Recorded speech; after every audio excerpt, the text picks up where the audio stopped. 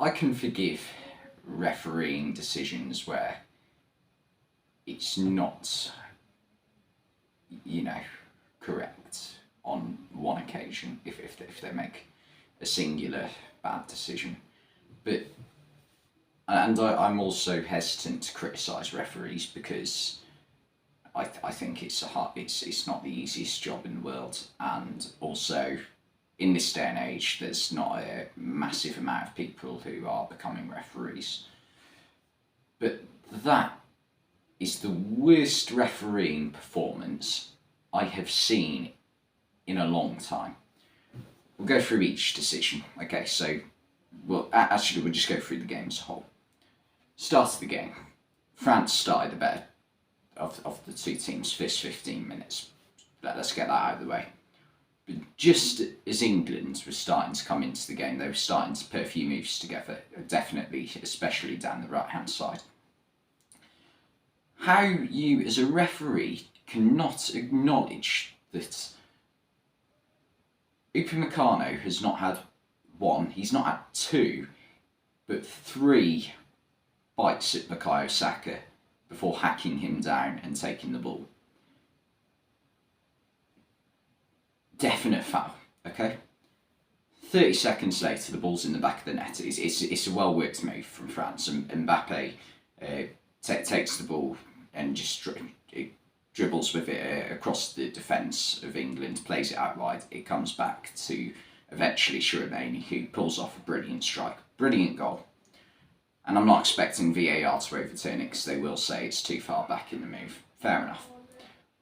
But it's the fact that the referee doesn't notice it in the first place. It's disgraceful, in my opinion. It's not even in my opinion. It is disgraceful. Ask anyone who knows football. If you don't get the ball but you kick the man and then you knock the man, especially, I understand it's contact sport, but if you do enough to knock Bukayo Saka over, who is literally trying to stay on his feet,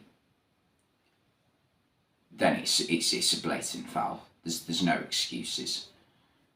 And it's a great goal. I'll give Tchouaméni some credit. It's a brilliant strike to put France 1-0 up.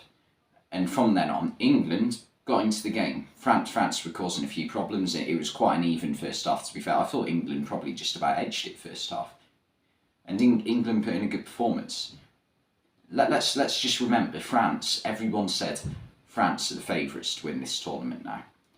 England outplayed France for the majority of this game, I think. I think for England were the better side. England probably deserved to win this game. How, in the first half, that is not a penalty? Upamecano is blatantly kicked Harry Kane once again. It's obviously inside the box. You can see by the way Kane goes down. When he goes down, of course he leans into the box because that's where his momentum's going. And he's not like slid across the turf or anything.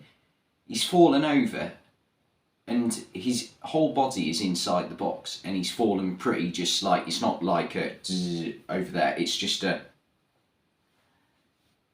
And you can see where the contact's made. Upamecano makes contact with the top of Harry Kane's calf. It's a really clumsy tackle. There were 2 or 3 occasions where Upamecano's come through the back of an opponent and it's a clear foul and the referee didn't give any of them. And also Kane's shin is bent over, so any question of is it in or out of the box, it's blatantly in the box. It's a disgraceful decision. And VAR had the chance to look at that and overturn it. So it's shocking refereeing all round. VAR for that one as well. But I'm not going to go too mad on VAR, but the referee, shocking. And yeah, England put some good moves together at the end of that first half. There wasn't one England player today who had a bad game. All 11 players who started the game had good games. Even all 4 substitutes, they were decent. Like in particular, Henderson, Bellingham, and Rice in midfield ran their socks off. Up front, Saka was causing problems from the minute he stepped on the pitch to the minute he came off as a substitute. Kane, okay, right, we'll get on to Kane, but he played well. And when England did get the penalty in the second half, and I mean, it was if the referee hadn't given that one, Jesus Christ. It's a well-worked move between Saka and Bellingham, and Saka gets taken down for the second time in this game where it's an obvious foul. Kane takes a penalty, brilliant penalty. You put your house on Kane in a situation like that. And yeah, from then on, England start to dominate, and you think, right, England, just get the goal. Let's win this game. Don't take it to extra time. Don't, sit back. Keep your momentum going. And France did have a chance straight from the kickoff. Rabiot, it was a good save by Pickford, and Pickford did make a couple of good saves in the second half. He did his bit for the team. And everyone played their part. France, they got a goal against the run of play. It was a well-worked goal, brilliant cross, and Giroud does what Giroud does. Fair enough. It took a deflection off Maguire, which took it away from Pickford. Nothing Maguire could do. Maguire had a good game. England then get a penalty. Again, the referee didn't give it. How can you not give this? It's a blatant shoulder barge into the back. So, blatant penalty on Mason Mount. Brilliant run by Mason Mount. And the referee had to go to VAR to give it once again. Correct decision to give the penalty. But am I missing something? Is that not last man? Is that not literally the definition of a red card? I know there's this rule about, double jeopardy. But it's a red card. It's a blatant denial of a goal-scoring opportunity. He's not gone to win the ball at all. There's no intention to win the ball. It's clear obstruction. It's clear take out your man so he can't score. So it's a blatant red card. Kane steps up to take the pen and skies it. Okay, right. It's a shocking penalty, but that happens. How many times have we seen Harry Kane score penalties for England? I can't think of many occasions where he has missed a penalty for England. I think he scored 3 at the last World Cup. I think he also scored one at the Euros last summer. He did miss one at the Euros in the semi-final against Denmark, but he scored the rebound. I'm flabbergasted at this referee for the penalty in the first half, the France goal in the first half, and the fact that he didn't send Theo Hernandez off when it was a blatant, denial of a goal-scoring opportunity.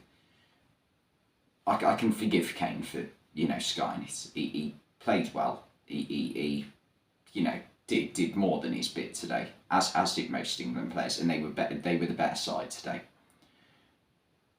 And Southgate made a few subs, bringing on Rashford, Sterling, and Mount. Mount came on, won the penalty. Sterling, I didn't think that was the best idea by Southgate. I'm not going to criticise Southgate too heavily because I think he's done exactly what I wanted him to do this tournament, and so I'm not going to give him any criticism. But Sterling, I think, because of what's happened in his life over the past week, I don't think this was the right situation to bring him on. He didn't do too badly once he came on the pitch, in fairness to him. He put in a couple of decent crosses late on. And Rashford came so close to doing exactly what he did against Wales. We're talking millimetres, no, that's an exaggeration, centimetres we're talking. And yeah, that could have been it. But I've never been so annoyed at a referee, honestly. I can forgive one horrendous decision. I can't do 3 though, because it's beyond a joke.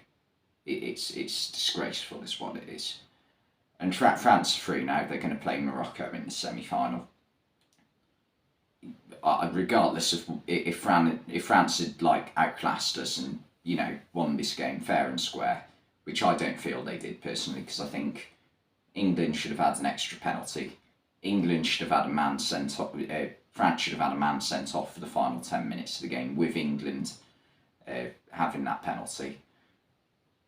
And I also think England should have had another penalty in the first half. And there were so many occasions in like just little bits throughout the game where it's an obvious decision again, and the referee hasn't given it. I'm close to saying that referee should have his license for FIFA stripped of him. That performance was that bad. It's the worst one I've seen in a long time. Like that referee last night in the Argentina-Holland game. Okay, he gave a few, bad decisions, and he was very, yellow card orientated, if that is a phrase. He was giving them out willy-nilly. But he didn't make bad decisions like the referee, as bad decisions as the referee did in this game. I think this is right. I'd be tempted to say this is right up there with. I know the hand of God in 1986, like that. That's the most obvious, should have been disallowed goal of all time.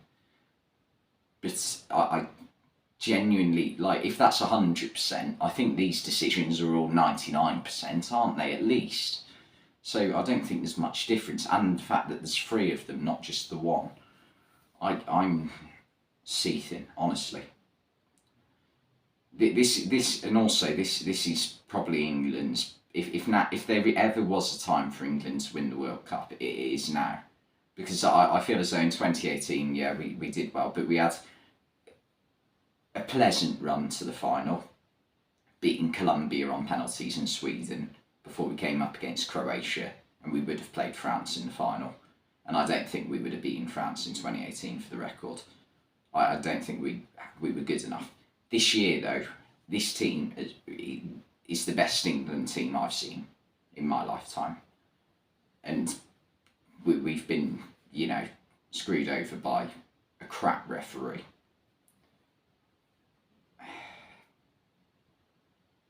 I'm genuinely gutted. This is the most annoyed I felt about a football match, I think, probably in my lifetime. I genuinely, I'm trying to think of times when I've been that annoyed. I think after the Europa League final when Liverpool played Sevilla in 2016, I think there was a couple of penalty decisions in that first half that should have gone our way. In 2018, when we lost to Real Madrid in the Champions League final, I felt as though Ramos should definitely have been sent off in that game for that foul on Mo Salah and that deliberate, collision with Loris Karius when it was still 0-0 in the second half. So yeah, I think this probably tops the lot, to be honest. Anyway, thanks for watching this video. I'm genuinely gutted, but I'll see you next time.